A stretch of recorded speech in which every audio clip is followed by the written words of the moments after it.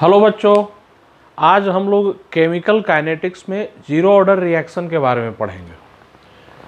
तो हम लोग स्टार्ट करते हैं। Zero order reaction for a zero order reaction, for a zero order reaction A to B. एक सबसे सिंपल छोटा सा एक एग्जांपल लिया गया।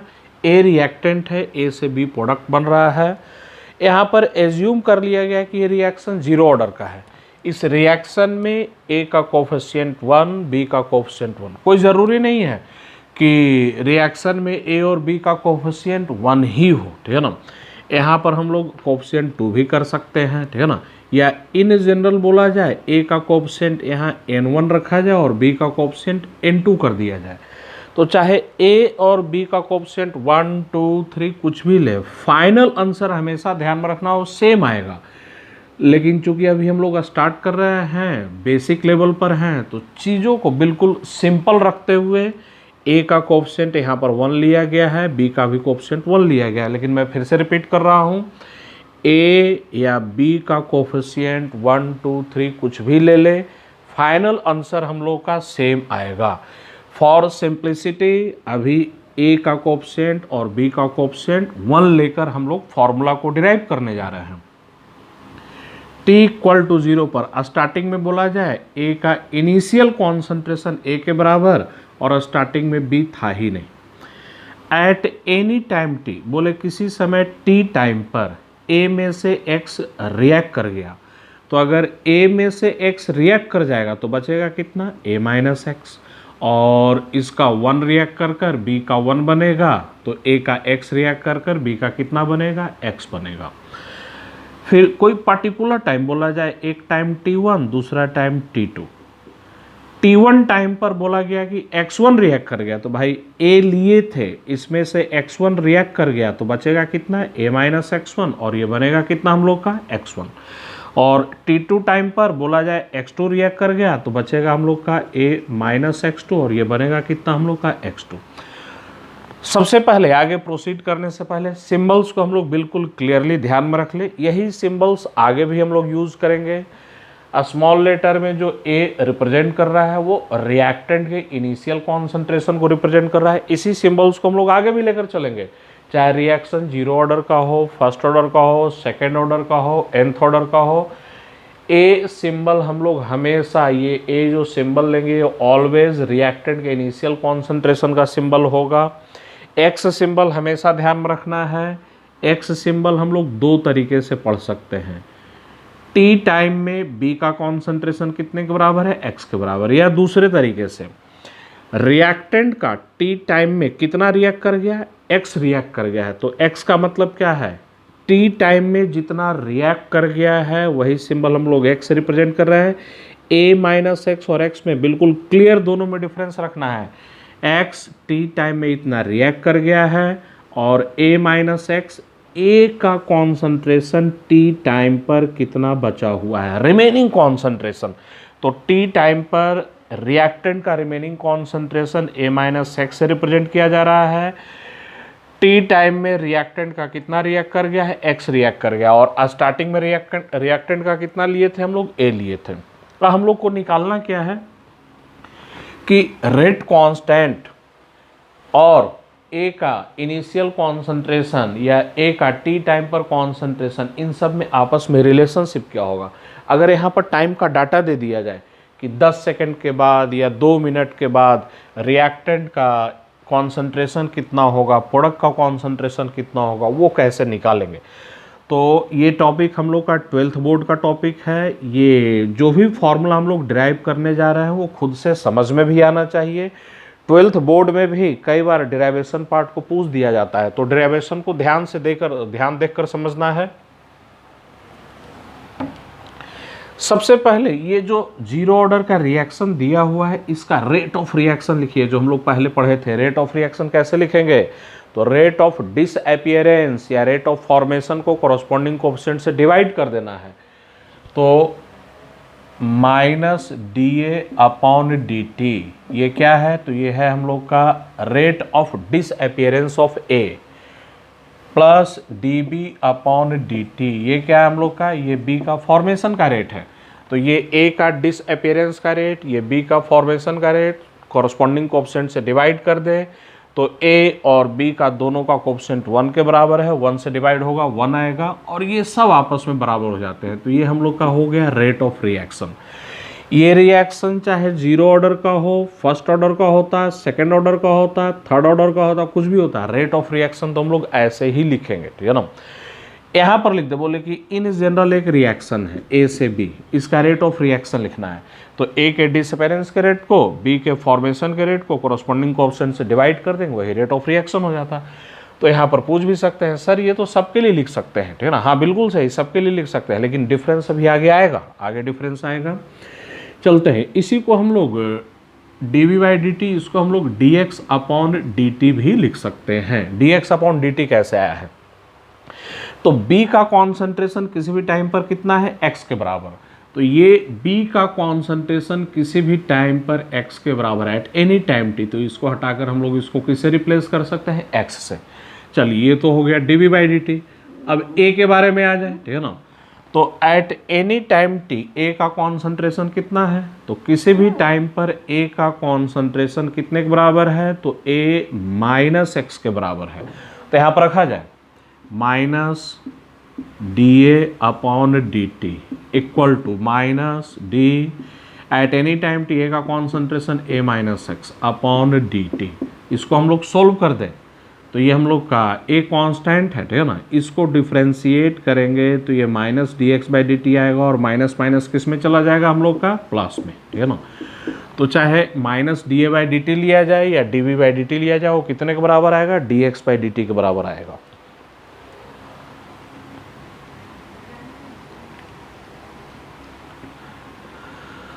तो ये तो बात हो गई कि ये जो एक्सप्रेशन है ये सबके लिए लिख सकते हैं, ये केमिकल रिएक्शन चाहे वो जीरो ऑर्डर का होता है या किसी भी ऑर्डर का होता है, ठीक है ना, ये एक्सप्रेशन तो हमेशा आएगा ही आएगा। अब हम लोग चलते हैं जीरो ऑर्डर के लिए, ठीक है ना।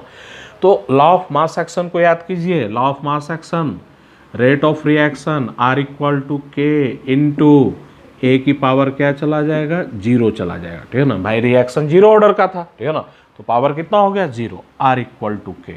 तो ये जो एक्सप्रेशन है, ये एक्सप्रेशन सेकंड वाला, ठीक है ना, ये ओनली फॉर जीरो ऑर्डर के लिए, और ये एक्सप्रेशन हम लोग का किसी भी ऑर्डर के लिए, बस रिएक्शन क्या होना चाहिए, तो ए से बी होना चाहिए, ठीक है ना।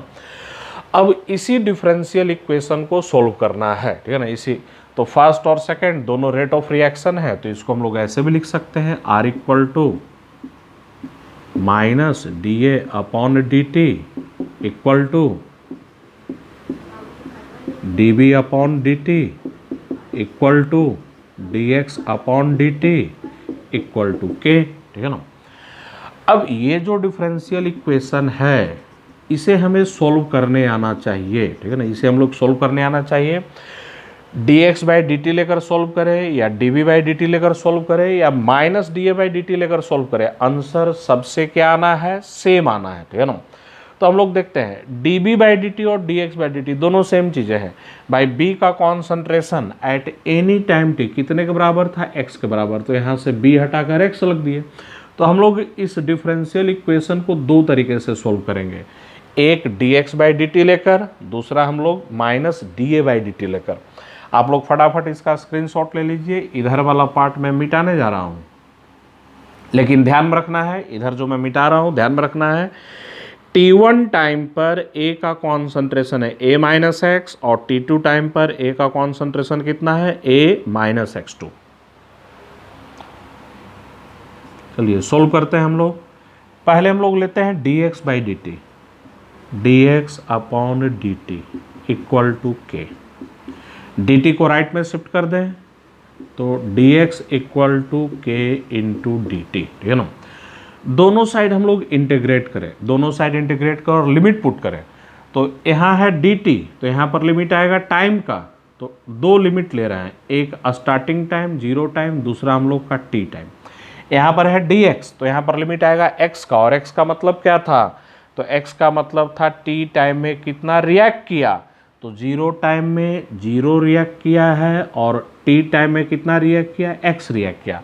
लेफ्ट हैंड साइड को इंटीग्रेट करें, लिमिट पुट कर दे, कितना आ जाएगा हम लोग का x। राइट हैंड साइड को इंटीग्रेट करें, लिमिट पुट कर दे, कितना आ जाएगा हम लोग का k/t। तो हम लोग का फाइनल आंसर क्या रहा है, तो k = x/t। ये फॉर्मूला है, हम लोग को याद रखना है, न्यूमेरिकल्स प्रॉब्लम्स में यूज में आएगा। और ये भी ध्यान में रखना है, ये फॉर्मूला सिर्फ और सिर्फ जीरो ऑर्डर रिएक्शन के लिए है। अभी हम लोग जीरो ऑर्डर पढ़ रहे हैं।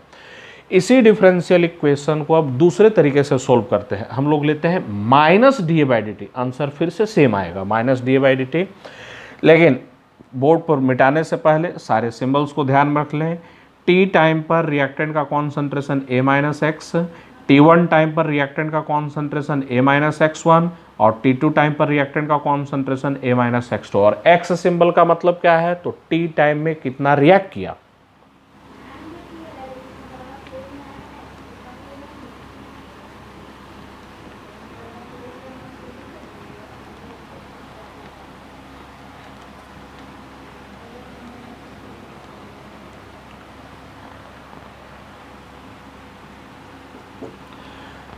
-dA/dt,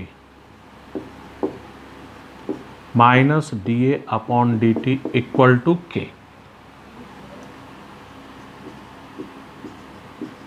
-dA equal to k into dt।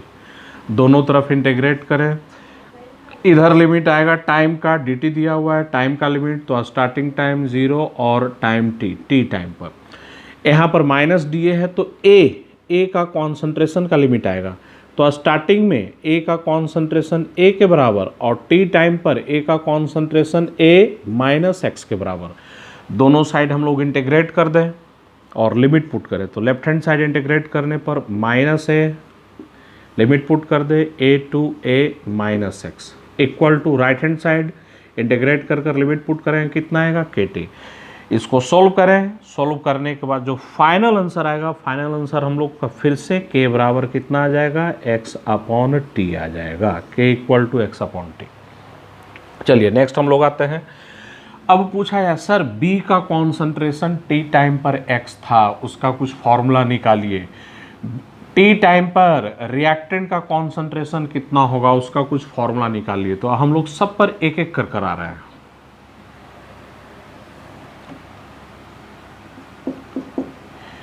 t time पर B का कॉन्सेंट्रेशन कितने के बराबर था, x के बराबर, और हम लोग इस फॉर्मूला का यूज करें तो x बराबर कितना आ जाएगा हम लोग का kt।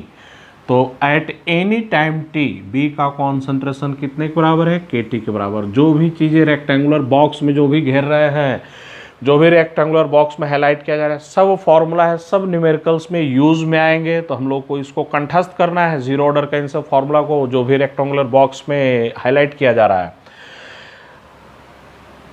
Eight any time t A का कॉन्सेंट्रेशन कितना था, तो A-x, ठीक है ना। और अभी हम लोग x निकाले हैं kt, तो ये आ गया A-kt, ठीक है ना। इसको हम लोग ऐसे भी लिख सकते हैं दूसरे तरीके से, ये A, तो ये रिएक्टेंट का इनिशियल कॉन्सेंट्रेशन था, तो हम लोग A0 इस सिंबल से भी रिप्रेजेंट कर दे रहे हैं। स्टार्टिंग का कॉन्सेंट्रेशन रिएक्टेंट का -kt, ये रिएक्टेंट का कॉन्सेंट्रेशन आ गया हम लोग का t टाइम पर।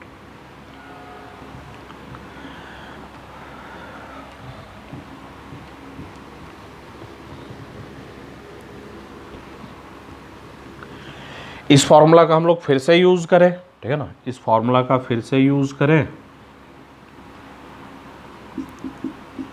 Eight t = t1,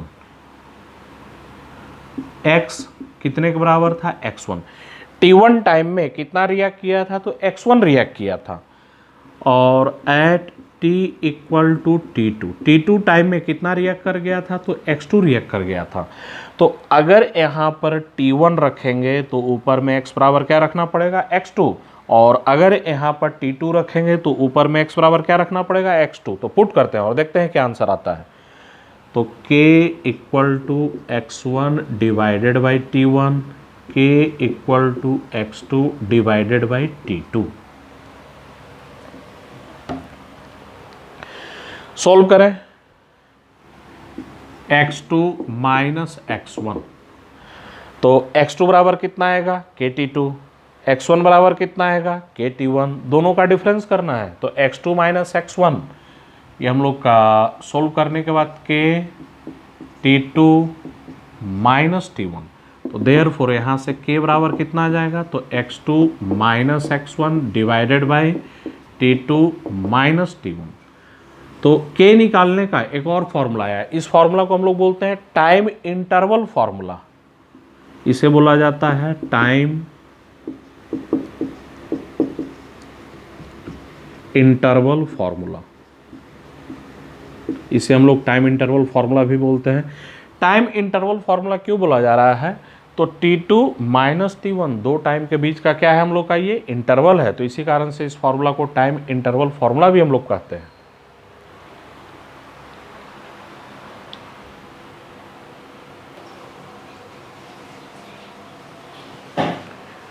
half life, अब हाफ लाइफ को हम लोग समझते हैं, हाफ लाइफ किसको कहते हैं, ये सब चीज़ें याद नहीं करना है, हाफ लाइफ का कॉन्सेप्ट, ठीक है ना भाई। हाफ लाइफ का मतलब क्या होता है, आधा लाइफ, ठीक है ना। इसका मतलब क्या हुआ ना, कोई भी रिएक्टेंट स्टार्टिंग में जितना भी लिया गया उसका आधा जितने टाइम में रिएक्ट कर जाए उसी टाइम को हम लोग क्या बोलते हैं तो हाफ लाइफ कहते हैं। जैसे फॉर एग्जांपल बोला जाए, कोई रिएक्टेंट स्टार्टिंग में 10 ग्राम लिया गया, हम लोग इसको एग्जाम्पल से समझते हैं। मान लिया जाए ये हम लोग का रिएक्शन था A से B, स्टार्टिंग में बोला गया कि A का 10 मोल लिया गया है, भाई स्टार्टिंग में 10 मोल लिए तो 10 में से 5 मोल आधा रिएक्ट करने का जो टाइम होगा उसी को हम लोग क्या बोलते हैं हाफ लाइफ। चलते हैं जीरो ऑर्डर रिएक्शन में हम लोग हाफ लाइफ कैसे निकालेंगे, हाफ लाइफ का आंसर क्या आएगा। तो at T equal to T half, ठीक है ना, इतने टाइम में स्टार्टिंग में जो लिए थे उसका आधा रिएक्ट कर जाएगा, तो स्टार्टिंग में हम लोगों ने लिया था A, उसका आधा रिएक्ट कर जाएगा मतलब A/2 रिएक्ट कर जाएगा, तो x बराबर कितना हो जाएगा हम लोग का A/2। फिर से सिंबल रिपीट कर रहे हैं, x का मतलब क्या था T टाइम में जितना रिएक्ट कर गया और T हाफ में कितना रिएक्ट कर गया तो A/2 रिएक्ट कर गया, तो देयरफॉर हम लोग इस फॉर्मूला का यूज़ करें K बराबर x/T। अगर यहाँ पर T बराबर T हाफ रख देंगे तो x बराबर कितना रखना पड़ेगा हम लोग को A/2, तो हम लोग का T हाफ निकल कर आ गया। हाफ लाइफ हम लोग का कितना आ गया तो हाफ लाइफ हम लोग का आ गया A/2K, A/2K। तो 50% रिएक्ट करने का टाइम स्टार्टिंग में जितना लिया गया था उसका 50% रिएक्ट करने का टाइम A/2 आ गया। हम लोग नेक्स्ट आगे आते हैं, ठीक है ना, और भी कुछ सिंबल्स पर चले।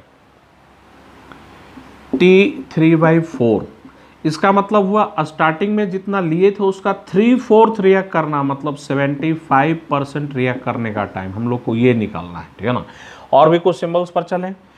T1/4, T1/4 का मतलब स्टार्टिंग में जितना लिए थे उसका 1/4 रिएक्ट कर गया, मतलब 25% रिएक्ट कर गया, ये भी निकालना है, क्वेश्चन मार्क, ठीक है ना। तो ऐसे ही बोला जाए T 100% पूरा कंप्लीट करने का 100% रिएक्ट करने का टाइम, इसको हम लोग T कंप्लेशन भी कहते हैं, T कंप्लेशन, ठीक है ना। तो ये भी हम लोग निकालेंगे, ठीक है ना।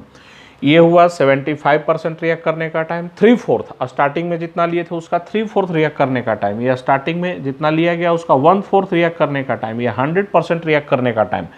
अगर ये सिंबल समझ गए हैं तो इस सिंबल को बताइए, इसका मतलब क्या हुआ, इसका मतलब हुआ स्टार्टिंग में जितना लिए थे उसका 1/3 रिएक्ट करने का टाइम, ठीक है ना।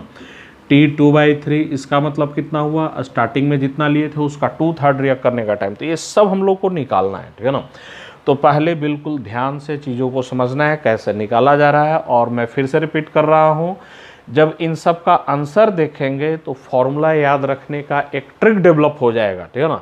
तो हमें फॉर्मूला को याद रखने की ज़रूरत नहीं पड़ेगी, इनके आंसर को देखते ही एक ट्रिक डेवलप होगा जिससे कि फॉर्मूला याद रखने में आसानी होगी।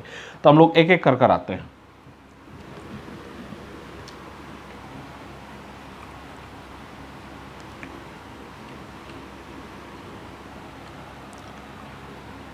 Eight T equal to T1/4, 1/4 react कर गया है, ठीक है ना। तो x इक्वल टू कितना आएगा A/4, भाई स्टार्टिंग में A लिए थे उसका 1/4 A/4 रिएक्ट कर गया, तो therefore K equal to x upon t, और t बराबर जैसे ही 1/4 रखेंगे तो यहाँ पर x बराबर कितना आ जाएगा हम लोग का a/4 आ जाएगा। तो यहाँ से हम लोग का t 1/4 का आंसर आएगा। t 1/4 का आंसर कितना आ जाएगा? तो a/4 के। नेक्स्ट चलते हैं, t at t equal to t 3/4।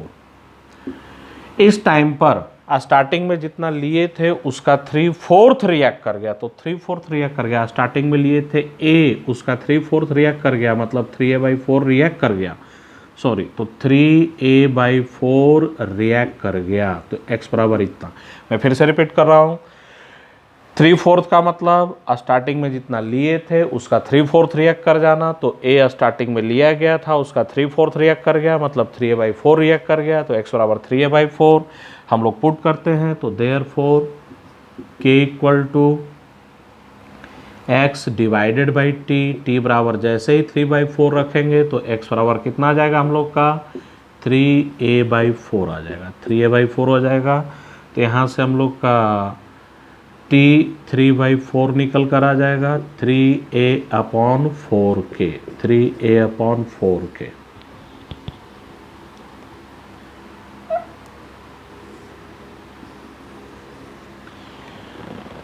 एक फॉर्मूला डेवलप हो रहा है, सब में a/k कॉमन है, ठीक है ना।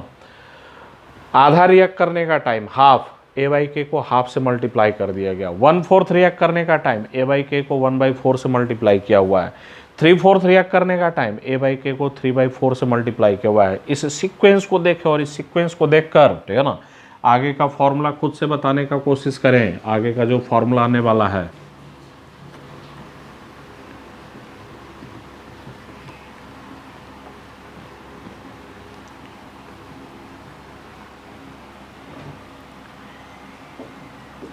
वन थर्ड रिएक्ट करने का टाइम कितना होगा? डायरेक्ट भी निकाल सकते हैं, चाहे तो ऐसे हम लोग फॉर्मूला को डिराइव भी कर सकते हैं, नहीं तो अब ये फॉर्मूला जो हम लोग देख रहे हैं उसके बेसिस पर डायरेक्ट भी निकाल सकते हैं। a/k कॉमन है। हाफ रिएक्ट करने का टाइम हाफ से मल्टीप्लाई किए, 1/4 रिएक्ट करने का टाइम 1/4 से मल्टीप्लाई किया हुआ है, 3/4 रिएक्ट करने का टाइम 3/4 से मल्टीप्लाई किया हुआ है। तो 1/3 रिएक्ट करने का टाइम कितना आएगा हम लोग का? तो a/3k, बिल्कुल सही। वैसे ही पूछा जाए जीरो ऑर्डर रिएक्शन में स्टार्टिंग में जितना लिए थे उसका 2/3 रिएक्ट करने का टाइम कितना जाएगा हम लोग का? 2a/3k, 2a/3k। अब हम लोग निकालने जा रहे हैं 100% रिएक्ट करने का टाइम। तो at t equal to t100 या t कंप्लीशन, रिएक्शन कंप्लीट होने का टाइम। तो भाई 100% जितना लिए थे वो पूरा रिएक्ट कर गया, तो x बराबर कितना आ जाएगा? a आ जाएगा। तो therefore k equal to x divided by t, और t बराबर t100 रख देंगे तो x बराबर कितना रखना पड़ेगा हम लोग को? a रखना पड़ेगा। तो यहाँ से हम लोग का t100 निकल कर आएगा। t100 कितना आ जाएगा हम लोग का? a divided by k। अब जो जो हम लोग का फॉर्मूला बॉक्स में घेरा हुआ है, कुछ कंक्लूजन पर आ जाए, ठीक है ना, उन फॉर्मूला को जरा हम लोग ध्यान दें, ठीक है ना। ये है 25% रिएक्ट करने का टाइम और ये है 50% रिएक्ट करने का टाइम। मैं यहाँ पर लिख रहा हूँ, ये 50% रिएक्ट करने का टाइम है, ये 25% रिएक्ट करने का टाइम है। कुछ कंक्लूजन, जीरो ऑर्डर रिएक्शन में 50% रिएक्ट करने का टाइम वो 25% रिएक्ट करने का टाइम का डबल है। अगर इसको 2 से 2 गुना कर दें, 2 से मल्टीप्लाई कर दें तो ये आंसर आ जाएगा। तो 50% रिएक्ट करने का टाइम 25% का दुगना, 25 का दुगना 50। वैसे ये हम लोग का 75% रिएक्ट करने का टाइम है। कुछ कंक्लूजन समझ में आ रहा है भाई? अगर इसे 3 से मल्टीप्लाई कर दें, 3 से मल्टीप्लाई कर दें तो ये आएगा, ठीक है ना। तो जीरो ऑर्डर रिएक्शन में 75% रिएक्ट करने का टाइम 25% का कितना है? 3 गुना। तो कंक्लूजन क्या है? 50% रिएक्ट करने का टाइम 25% का कितना? दुगना, ठीक है ना। और ये 100% है, ये 100%। इसमें और इसमें, इन दोनों में कंक्लूजन निकालिए। 100% रिएक्ट करने का टाइम 50% के रिएक्ट करने का टाइम का 2 गुना है, ठीक है ना। और 100% रिएक्ट करने का टाइम, यहाँ से कंक्लूजन निकालिए, इसको मिलाकर ये 25% रिएक्ट करने का टाइम, ये 100% रिएक्ट करने का टाइम। 100% रिएक्ट करने का टाइम 25% का कितना है, तो 4 गुना है। तो हम लोग कंक्लूजन लिख सकते हैं T100 100% रिएक्ट करने का टाइम 50% का दुगना, 100% रिएक्ट करने का टाइम 25% का 4 गुना। वैसे यहाँ पर भी दे सकते हैं 2/3 1/3 का डबल है, तो 2/3 रिएक्ट करने का टाइम 1/3 का कितना है, तो 2 गुना है। ये जनरल कंक्लूजन देखने के बाद हम लोग बहुत सारे कंक्लूजन को डायरेक्ट लिख सकते हैं। 100% रिएक्ट करने का टाइम पूछा जाए 20% का कितना गुना, तो 5 गुना, ठीक है ना। 100% रिएक्ट करने का टाइम पूछा जाए 10% रिएक्ट करने का कितना, तो 10 टाइम्स हो जाएगा।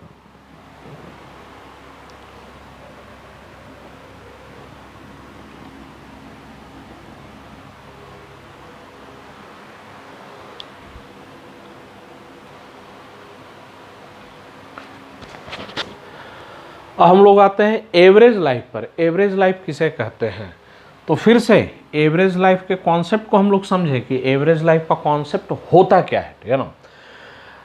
अगर मैं कुछ दूसरा डिफरेंट एग्जांपल पर आता हूँ, वैसे एग्जांपल जो केमिस्ट्री से रिलेटेड नहीं है, अपने डेली लाइफ से रिलेटेड है। बोला जाए कि 10 पर्सन है, 1 2 3 4 5 6 7 8 9 10, ऐसे 10 पर्सन दे दिए गए। पहला पर्सन का एज बोला जा रहा है, लाइफ बोला जा रहा है 40 ईयर्स। सेकेंड पर्सन का जो लाइफ है वो बोला जा रहा है 80 ईयर्स। वैसे ही थर्ड पर्सन का लाइफ बोल दिया गया 60 ईयर्स। फोर्थ पर्सन का लाइफ बोल दिया गया हम लोग का 65 ईयर्स। ऐसे प्रत्येक पर्सन का लाइफ दे दिया गया है। तो बोला जाए कि 10 लोगों का ग्रुप है, 10 पर्सन से उनका ग्रुप है, प्रत्येक पर्सन का लाइफ बता दिया गया। हमें निकालना है एवरेज लाइफ की। एवरेज लाइफ कैसे, कितना होगा, तो कैसे निकालेंगे, तो प्रत्येक पर्सन के लाइफ को हम लोग क्या करेंगे, ऐड करेंगे और उसे टोटल नंबर ऑफ पर्सन से क्या कर देंगे, डिवाइड कर देंगे। यहाँ भी एवरेज लाइफ ऐसे ही निकालना है।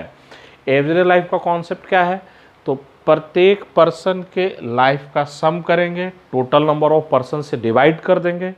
केमिस्ट्री में इस कॉन्सेप्ट को कैसे अप्लाई करेंगे, इसको समझते हैं।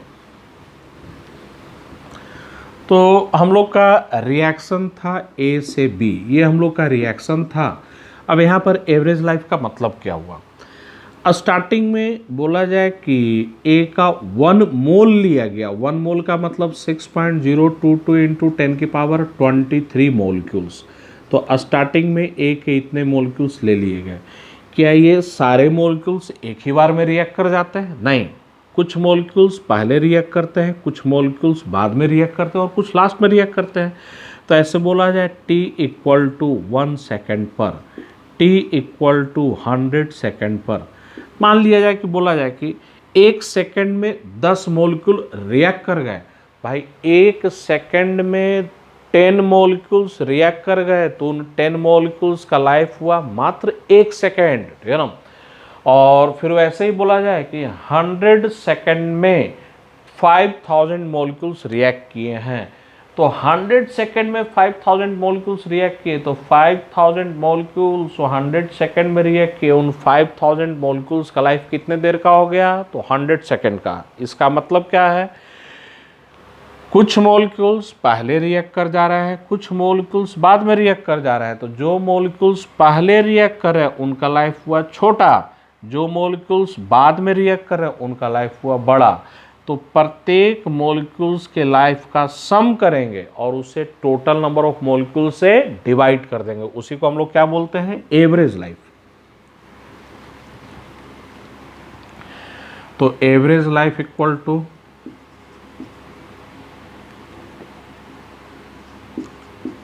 sum of lives of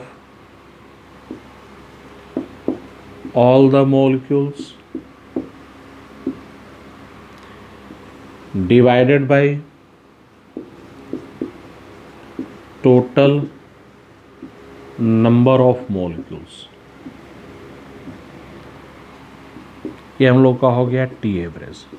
ध्यान में रखना है, चाहे रिएक्शन किसी भी ऑर्डर का हो, कोई भी रिएक्शन हम लोग ले लें, ठीक है ना, कोई भी रिएक्शन हम लोग ले ले, जीरो ऑर्डर का, फर्स्ट ऑर्डर का, सेकंड ऑर्डर का, एवरेज लाइफ का कॉन्सेप्ट यही होगा, हाफ लाइफ का भी कॉन्सेप्ट वही रहेगा, ठीक है ना। स्टार्टिंग में प्रत्येक मोलिक्यूल्स के लाइफ का सम करना है और उसको टोटल नंबर ऑफ मोलिक्यूल से क्या कर देना है, डिवाइड कर देना है। हाँ, जीरो ऑर्डर के केस में हम लोग का जो एवरेज लाइफ होता है वो हाफ लाइफ के ही बराबर होता है, और हाफ लाइफ हम लोग का कितना आया था, तो A/2K, ये हम लोग का हो गया जीरो ऑर्डर रिएक्शन के लिए।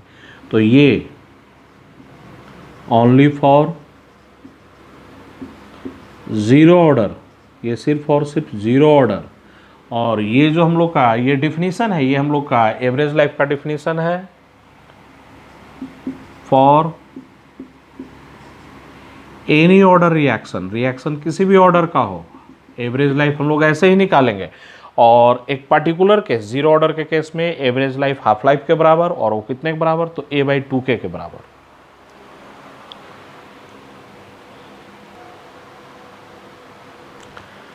अब हम लोग आते हैं जीरो ऑर्डर रिएक्शन के कैरेक्टरिस्टिक्स पर। तो जीरो ऑर्डर रिएक्शन के कुछ इंपॉर्टेंट कैरेक्टरिस्टिक्स, और ये ध्यान में रखना है, ऑर्डर पता करने के हम लोग दो मेथड जानते हैं, ठीक है ना। एक रेट कांस्टेंट के यूनिट से, रेट कांस्टेंट के यूनिट को देखकर ऑर्डर पता कर सकते हैं, और दूसरा इनिशियल रेट मेथड कहते हैं। जैसा कि शुरू के क्लासेस में बताया गया था, किसी भी रिएक्शन का ऑर्डर पता करने के कई मेथड्स होते हैं, लेकिन उन सारे मेथड्स को हम लोग एक साथ नहीं पढ़ सकते हैं, ठीक है ना। हाँ, जैसे जैसे हम लोग आगे पढ़ते जाएंगे वैसे वैसे ऑर्डर पता करने के और भी मेथड्स पता चलेंगे। तो यहाँ पर ये जो कुछ कैरेक्टरिस्टिक्स लिखाए गए हैं, ये ध्यान में रखना, ये सिर्फ और सिर्फ जीरो ऑर्डर के लिए एप्लीकेबल है। अगर किसी रिएक्शन में क्वेश्चंस के डाटा को देखकर यहाँ से कैरेक्टरिस्टिक्स मैच कर जाए, तो इसका मतलब वो जो क्वेश्चन होगा वो जीरो ऑर्डर रिएक्शन का क्वेश्चन है। तो चलते हैं हम लोग पहले कैरेक्टरिस्टिक्स पर। पहले में क्या बोला गया, concentration of reactant decreases linearly with time and concentration of product increases linearly with time. तो ये तो भाई किसी भी रिएक्शन में होगा। एक रिएक्शन बोला जाए A से B, तो इन एनी रिएक्शन रिएक्टेंट का कॉन्सेंट्रेशन तो डिक्रीज ही करेगा, प्रोडक्ट का कॉन्सेंट्रेशन तो इंक्रीज ही करेगा। हाँ, बिल्कुल सही। किसी भी रिएक्शन की बात करें तो रिएक्टेंट का कॉन्सेंट्रेशन तो डिक्रीज ही करना है, प्रोडक्ट का कॉन्सेंट्रेशन तो हमेशा बढ़ना ही बढ़ना है। लेकिन डिक्रीज और इंक्रीज करने का पैटर्न में डिफरेंस आता है।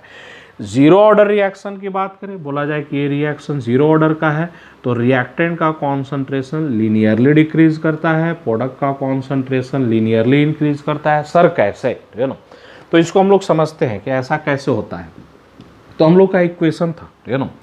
इस इक्वेशन पर ध्यान दें, B